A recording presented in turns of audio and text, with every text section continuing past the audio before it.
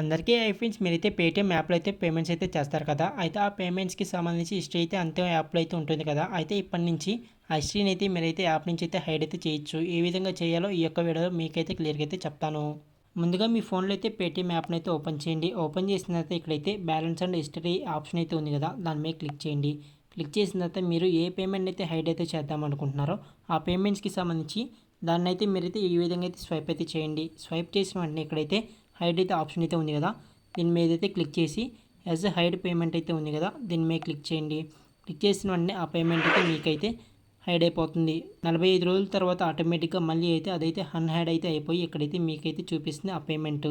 ఒకవేళ 45 రోజుల ముందే మీరైతే అన్హైడ్ అయితే చేసుకోవచ్చు అనమాట కావాలంటే. అది ఏ విధంగా అంటే ఇక్కడైతే 3 డాట్స్ అయితే ఉన్నాయి కదా పైన, దీని మీద క్లిక్ చేయండి. క్లిక్ చేసిన తర్వాత ఇక్కడైతే వ్యూ హిడెన్ పేమెంట్స్ అయితే ఆప్షన్ అయితే ఉంది కదా, సెకండ్ ఆప్షన్, దాని మీద అయితే క్లిక్ చేయండి. క్లిక్ చేసినట్టు ఇక్కడైతే వెరిఫై మీద క్లిక్ చేసి మీరు ఫింగర్ ప్రింట్ కానీ పాస్వర్డ్ కానీ ఇచ్చేయండి.